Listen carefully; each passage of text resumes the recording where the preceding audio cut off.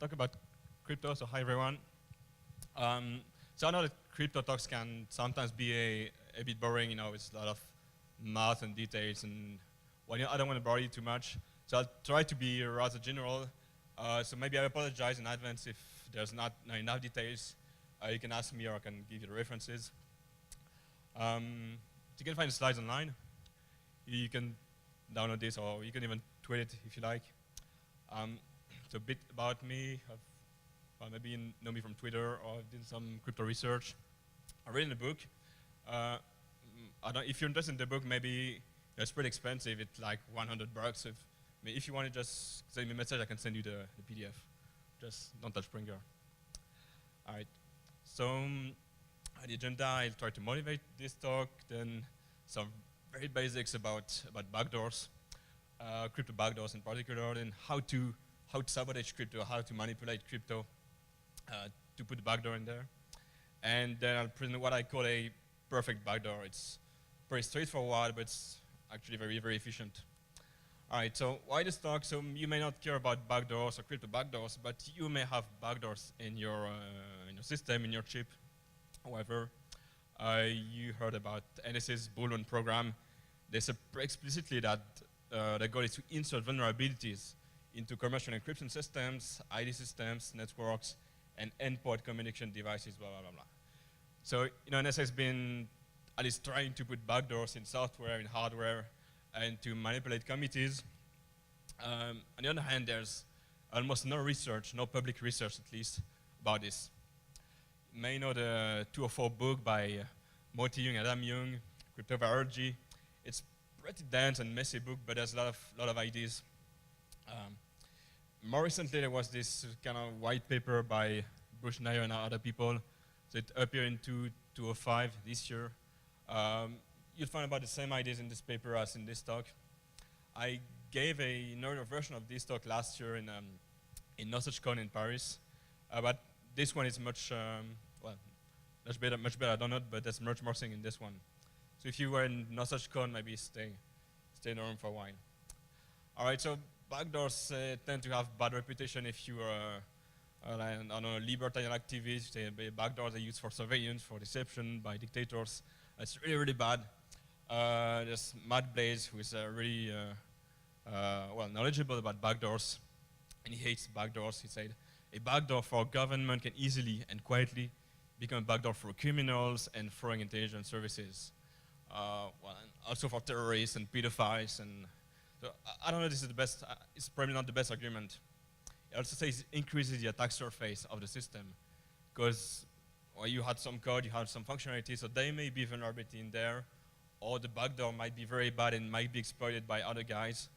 An objection is that you can say the same thing about any piece of code, any service, any functionality. So I'm not sure that's a really, really great argument either. What is true though, he says that they're dangerous even if you trust the government. It's kind of complicated, but he says we simply don't know how to build them reliably. We don't really even know what's a backdoor.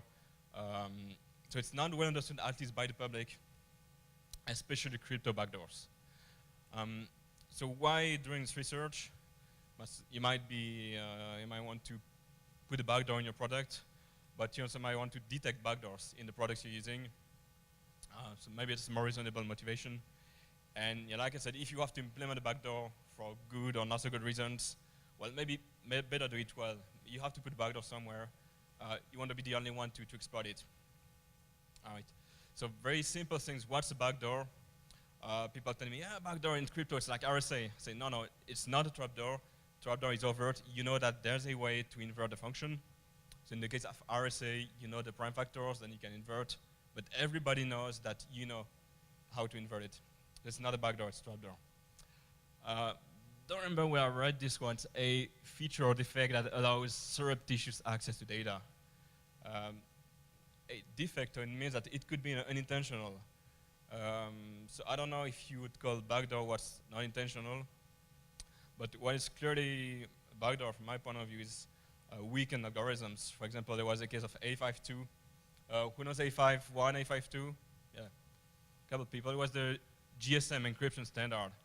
So A51 was used in the West, in Europe, in the US, and the export version, A52, was used in the Middle East and in this kind of country. And it was really, really easy to break like in real time. So eventually we found out that A51 can be broken as well, but it's much more complicated. So GMR is the geo something, well, it's what's been used in sat phones, in some sat phones, and it's been shown to be relatively weak. You can look at the research, the public research about Turaya or earlier generation Inmarsat sat phones.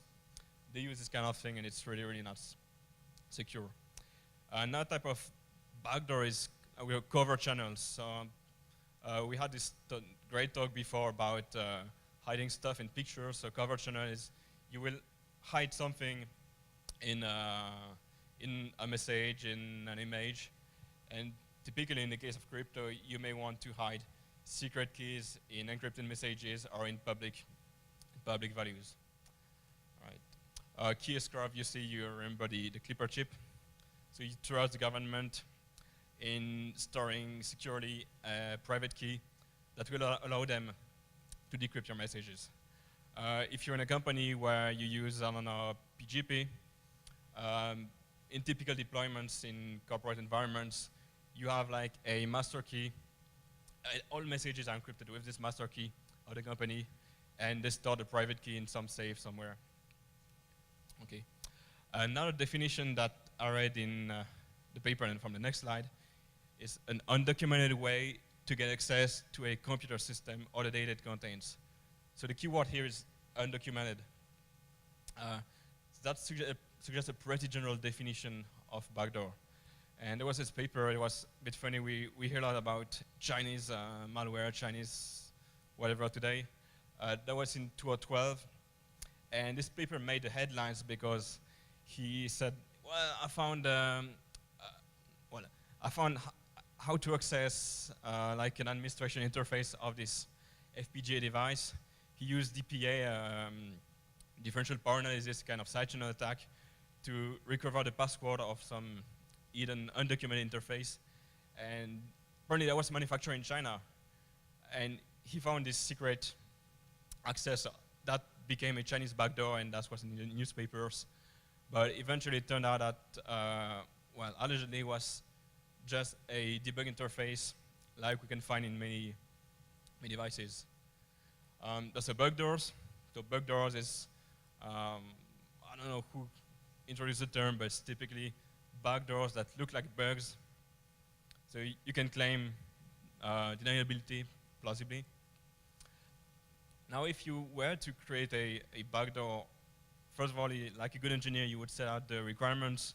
So what should be the requirements of your backdoor? So obviously, you want to hide it, so it should be undetectable. But the observables, what I call observables, is what you can see, what you can eavesdrop, everything that you can observe without any really privileged access.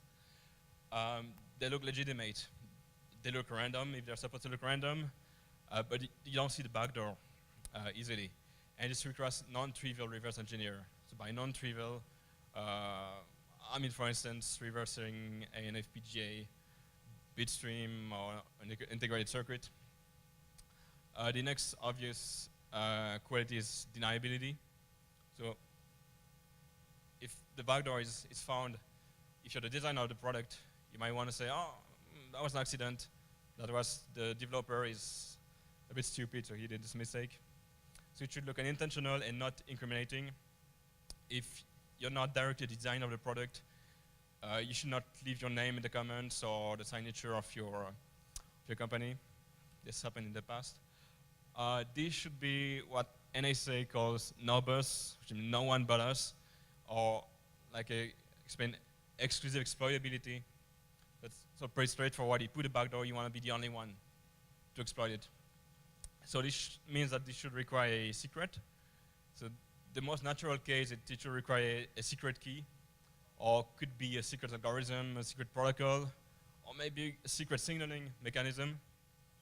I remember, I think it was debated, who said it can also be a special access to a system, or special skill, or special computing power. So you should be sure that for the lifetime of the product, you will be the only one to exploit it. Now maybe the secondary query is it should be reusable. So you want to use the backdoor as many times as you can. And it should be usable without revealing the backdoor to the world. You can think of Flame. It should not be malleable. So in cryptography, malleable is, for example, you take ciphertext and you can modify it and it's still a legit ciphertext. So you don't want to allow someone just copy the code of your backdoor to figure out how it works and to use it for its own interest. It should be difficult to replicate. And should be forward secure. So for example, if your backdoor is found, is detected, and even if all previous traffic is recorded, you want the covert communications, for example, to remain secure. So this notion of forward security that we hear a lot today. And obviously it should be as simple as possible, as always. You might be an academic and design a crazy scheme with fully homomorphic, blah, blah, blah, blah, blah. But very often it's the simplest stuff that works the best, and in the case of backdoors, the fewer bytes of code you have to hide, the easier it is to hide. All right. So now how to concretely sabotage cryptography? You hear a lot about manipulated constants. So what's a constant? It's everything that is static in the system, and you want to change the constant or to create constants that will allow you to compromise security. That's a bit abstract. Let me be more concrete. Last year, we published this paper. We presented it at DEF CON. You know the hash function SHA-1 that is used everywhere? You have at some point 4 round constants, so 4 constants, which are words of 32 bits. You have 4 of them, so 128 bits in total. And you know that there's a theoretical collision attack on SHA-1. So in theory, you can find collisions, in other words, break the function, faster than what we would expect. But these research papers that find collisions typically define just 2 pieces of random garbage that give the same hash. It's completely useless. You can't exploit it. What we found is that if you flip just 40 bits in those constants, then you can create a function that is as strong as the original, or as weak as the original, for everyone but you. So you know the secret, we know the secret, and we know 2 messages that collide, and so that gives the same hash. So it's not just random pieces of bytes, but actual binaries or images or archives. We have full control on the content. So this was a joint work with Angel Bertini. So he did some crazy things. First of all, images. So we have 2 different images and the same hash. But he also did this kind of polyglot thing that he likes to do. You have 2 files, one on the first row, one on the second row. But the first file is both a valid master boot record, a valid shell script, and a valid raw archive. So it's more than a simple collision. Okay. Have you heard about the NIST elliptic curves? So what's interesting is you have coefficient in elliptic curves, so numbers that characterize the public key system you'll be using. But NIST or NSA, who designed the scheme, they don't explain at all where it's come from. You have like random looking numbers, and they say, oh, we just hashed this seed, and that's it. But this looks completely random, so maybe they have like brute forced all the possible constants till they found one that allows them to break the curve. So Dan Bernstein and others, they introduced a notion of rigidity. If you have to choose constants in your system, you want to justify to make them, plausible. Like if you choose 2, it's not like if you choose the number I showed here. So he called this rigidity a feature of a curve generation process, limiting the number of curves that can be generated. You want to increase trust in your design. He took at many of the popular curves, and for example, you take the case of the NIST curves that are used in many systems. They're manipulatable because, well, you could have chosen any constant. You don't know what comes from. There's another case in the French ANSI. It's even more trivial. We have no idea how they generated the constants. We don't even know if they took a seed or whatever. So some researchers, they set out to improve this, and they created some curves. we have some idea where it comes from to justify much better why they chose this constant and not another one.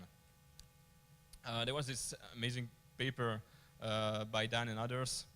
They played kind of game. They took the techniques, the generation techniques of some of those curves, and they used the same techniques to create manipulated curves. So they didn't use an actual vulnerability. They just chose the occurrence of the string badass in some coefficient. It's a bit technical, but you should look at the paper. It's at least at this page. It's really, really good.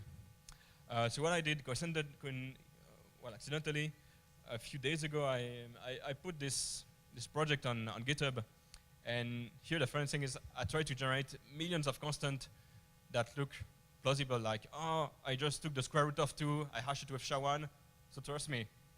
It's very simple. You can check it out if you want to create your own backdoor.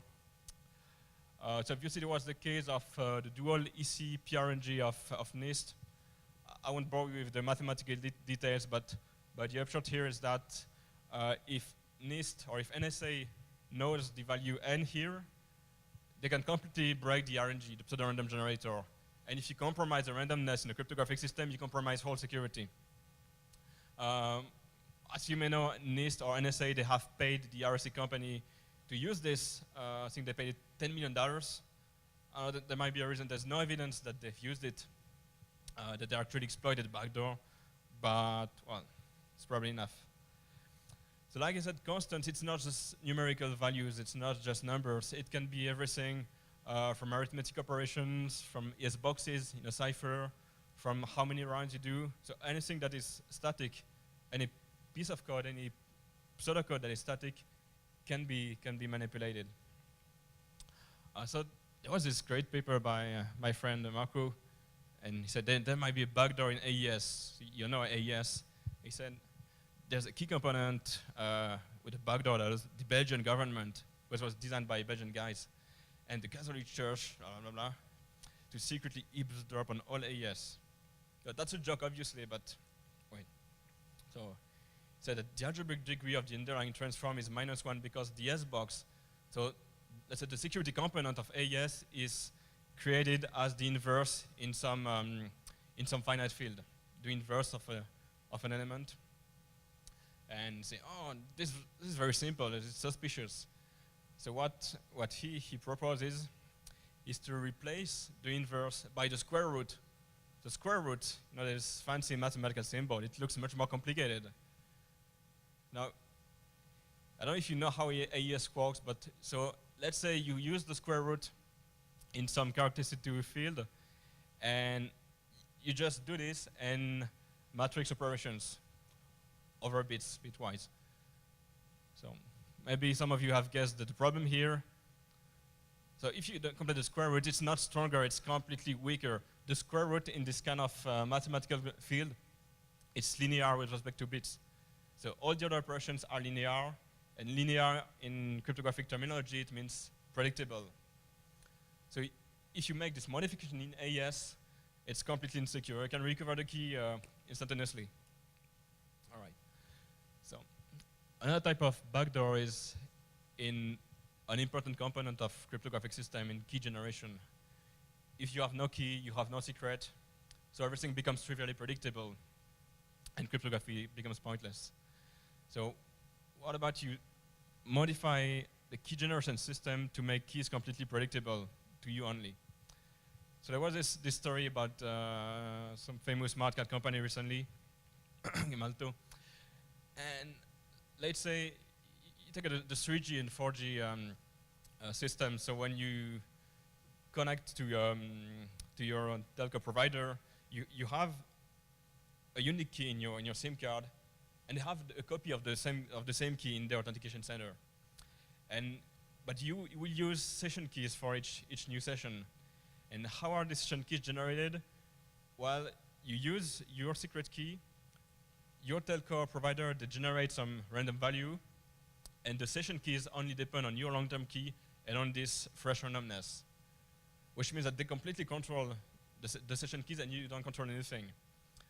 So if I were to backdoor this kind of thing, I would just modify, or I would weaken the RNG that creates random values, you as a client, as a user, you wouldn't be able to figure out whether it's strong randomness or weak randomness.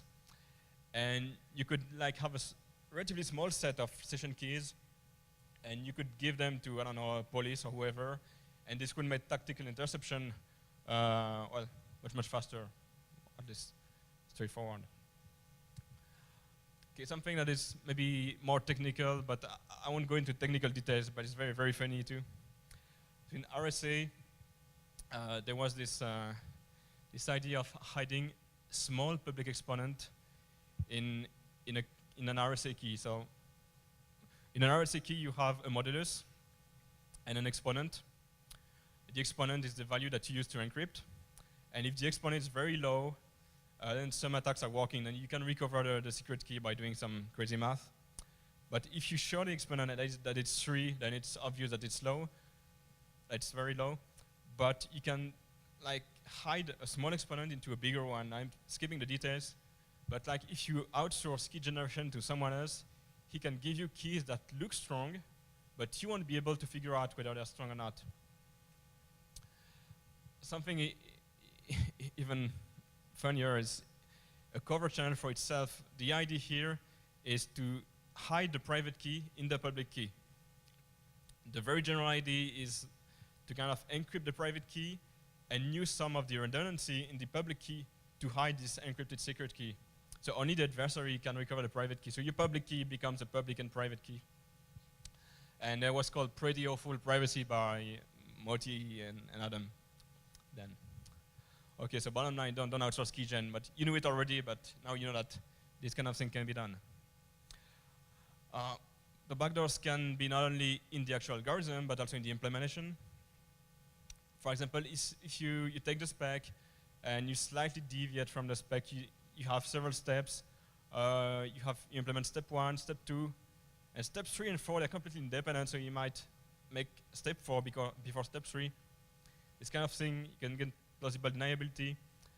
You might omit some verifications if you look at key agreement protocols. For example, MQV, HMQV, you have many verifications to make. You receive a public key, you must check that, you must make a number of sanity checks. If you forget something, you might accept a weak key. For example, in the case of Diffie-Hellman or Elliptic Curve Diffie-Hellman, we have what we call small subgroup attacks. In short, if you have these kind of parameters, instead of having a huge group, you have a small subgroup in a bigger group. But if the group is smaller, you have fewer parameters to search from, and you can use the index calculus techniques to recover the private key more efficiently. So again, I'm skipping the details, but yeah. I think there was a case where maybe Java library was using this. Don't remember, but it's also real world stuff if it works. So very obviously the TLS main in the middle. If you don't check the certificate appropriately, you will accept an invalid certificate, which is not very good. Misuse, so these days academic cryptographers are crazy about this notion. Let's say you take AES counter. In AES counter, you send a ciphertext, and you also send an IV or nonce, NONC, which stands for number used only once. And if you don't use it only once, then you will repeat the kind of same one-time pad, the same key stream. And you know that if you repeat the same one-time pad, then you can decrypt if you know just one pair of clear and encrypted message. But the problem is that if you do it, it's probably not robust. Everyone will be able to exploit it, and the flow will be so trivial that well, you don't want to implement it in the first place. In software, so backdoors in the crypto, so deniability may be plausible. You heard about Heartbleed in OpenSSL, go to fail in Apple's library, and go to cleanup in UTLS. So I don't know what you believe about those things, but from my point of view, I think they were not intentional. Maybe they were, we'll never know, maybe, but I don't think they were intentional. But they're not numbers anyway, so this could be pretty stupid backdoors. Now, for anyone, who in the room has already seen this one? Okay, so shut. So this is an implementation of RC4. So maybe everybody knows RC4. You might say, RC4 is weak. That's what people say on Twitter, but that's not the problem here. There's a pretty subtle backdoor here. I don't know if you can find it. When you're trying to be too clever,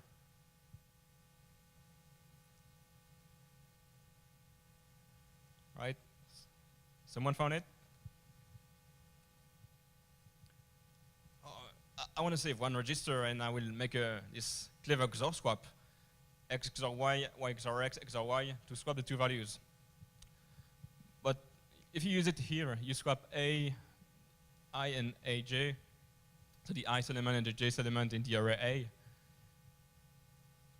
So what could go wrong here? Imagine what can happen if I equal j. Whoops, you will set ai to 0. And since this array of 256 values is supposed to contain all the numbers from 0 to 255, all the bytes, and since this array is used to XOR with the message to create ciphertext, if you set everything to 0, then you won't encrypt everything. You will just XOR 0 to your clear message. Well, it's very easily detected. It's not noble at all, but it's a funny one.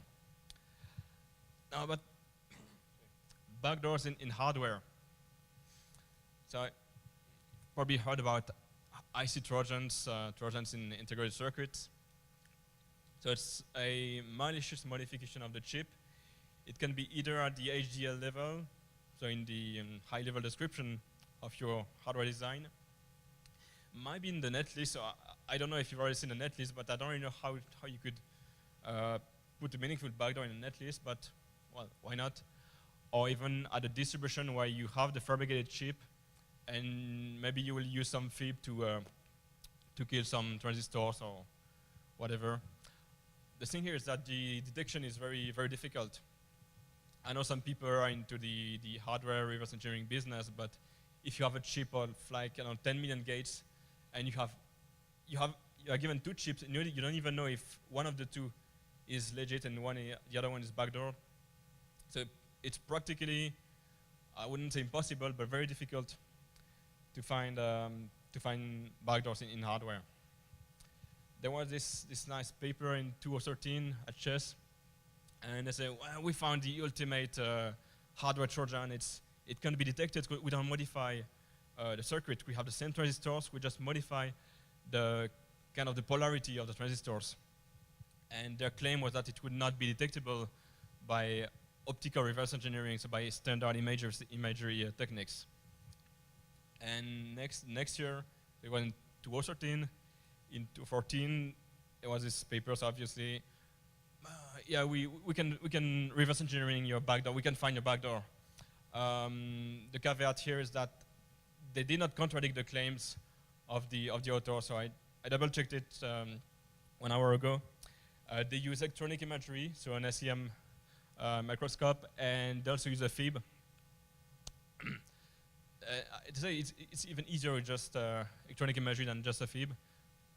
But it doesn't contradict the claims of the previous authors, and maybe they also knew where to search a backdoor. Something may be more realistic, bug attacks. Have you heard about bug attacks?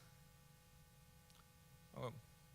So you have a CPU. In your CPU, there's a multiplier. It takes two numbers. It gives you the multiplication of the two numbers.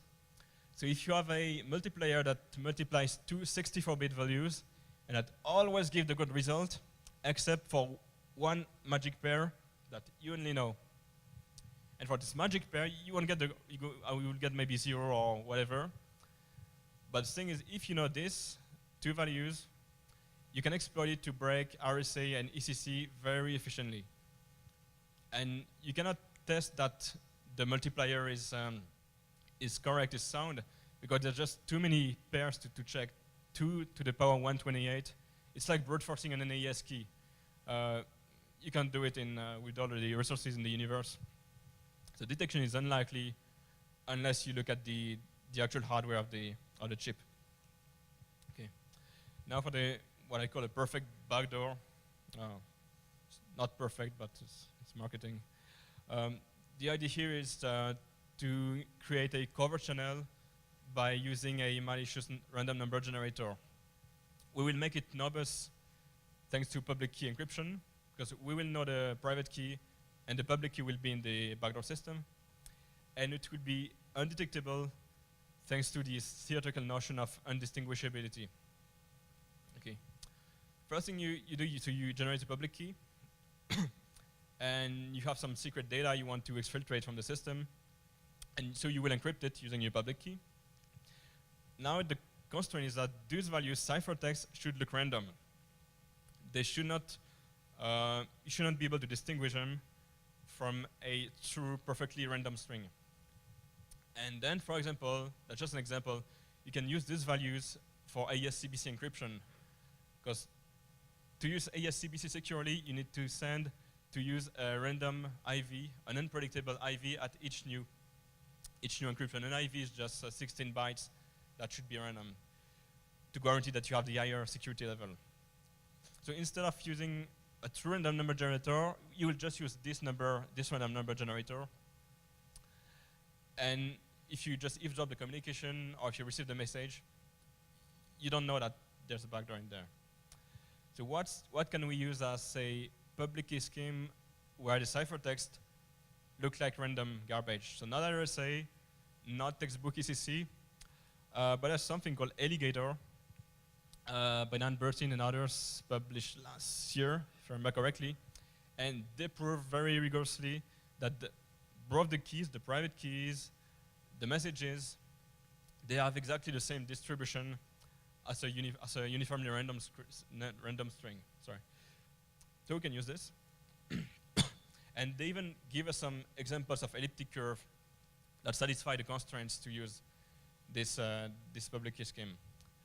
Now, if you want to hide this thing, you want to hide this encryption. If you do it in software, even if you kind of obfuscate it, well, software obfuscation doesn't really work. So you'd better put it in like some programmable hardware logic, FPGA or PLD. It's not impossible to reverse engineer, but extremely difficult if you don't have, if you don't know the details of the protocol. Okay.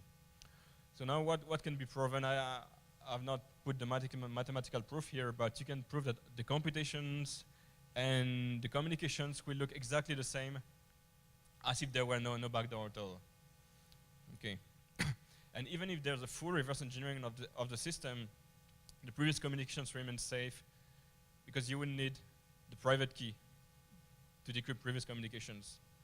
So if someone breaks your factors, your public key or whatever, he can decrypt previous communications, but normally not. So what would you exfiltrate if you were to create this kind of a backdoor? One option is to exfiltrate the RNG of the state of the RNG, and depending on how the RNG work, depending on whether you have forward and or backward security, this might give you previous and future random numbers, so previous and future keys. Okay, so that's very straightforward. There's many other techniques. Even in the book of Young and Young, you will find stuff that is a bit more complex than that, but just to say that's very, very easy to do. Okay. So my conclusion, so like I said, this is quite basic. It's really not rocket science. So even this kind of simple thing can be very powerful. And that's only for cryptography. So there's many other ways to put backdoors, as you know, in software, in hardware, and everything. So in the beginning, I was saying that, yeah, it's cool to study backdoors because nobody did it before. Is it relevant? I don't know, maybe we should spend our time fixing bugs that are not intentional or looking for intentional bugs, and maybe fix usability issues, because if nobody's using your system, then, well, very pointless. Little bit of advertisement. Maybe you heard about this project, the underhanded crypto contest. It was organized by a couple of people that happened to be in the board. It was a competition to write or modify crypto code that appears to be secure. Well, it's a competition for crypto backdoors. We received 16 submissions that you can find on this website, underhandedcrypto.com. Very interesting stuff. And we have 2 winners, or well, 1 winner and 1 co-winner. The first one is very nice. He takes a simple implementation of AES, the real AES, and they're just a redefinition of the type Boolean, or the default Boolean type. I'll let you see how it looks, but with a very simple bug, it has dramatical effects, and I think really this has to be the winner. The second one is very funny too. It's in a zero-knowledge identification protocol. It's not something that you use every day, but the bug is in the Hamming weight computation, the Hamming weight of a 64-bit word. So it's like the bug attacks we saw before. It always returns a good value, except when the word has a weight of 63 bits. I think in that case it returns 0. And this tiny bug, which looks plausible, doesn't really look like a backdoor. And this can be exploited to completely break the system and to completely fool the protocol. So I think that's the end of my talk. Happy to take questions, and you can find the slides online. Thank you. Thank you, JP. Do we have any questions? We do? Okay. Before I get to you, of the 16 submissions for the contest, right? How many were from the Chinese? Not a single one, if I remember correctly. Okay. So or maybe they took fake names, but. For your suggested perfect backdoor, isn't doing ECC or any public key crypto really heavy compared to the actual function you're trying to do? So wouldn't that raise the cost of the whole design, or like alert people like on the development team who aren't supposed to know about the crypto backdoor? They're like, why do we need this bigger FPGA? We have unknown blocks or whatever. Yeah, that's a very good question. So point here is that this public key system, they typically require a lot of code. So it's maybe better to do it if you already have this code available in your system, and if you can reuse existing code. But yeah, like you say, it might not be very discreet to add a whole public key system in FPGA. But makes sense. What's your recommendation for a public standard to use that you're pretty confident isn't backdoored? What's between you and me, there's all this controversy about NIST curves and these constants. But when I talk to experts, nobody really believes that there's an attack on the NIST curves. Might be, but if I were to bet on this, I don't think there's an attack on the NIST curves. Now, to answer your question, you said the word standard. I can tell you what not to use. The ANSI curves, they are even more manipulatable than the NIST curves. They are the brain pool curves, which are a bit better as far as verifiability is concerned. What about the AES boxes? Don't worry about AES. I see some people saying, AES, it's there's no proof. They took the cipher of the same guy for Shastri. There's a backdoor in AES and Ketsak. But seriously, there's nothing to worry with AES. Nor with Ketsak / Shastri. AES is fine.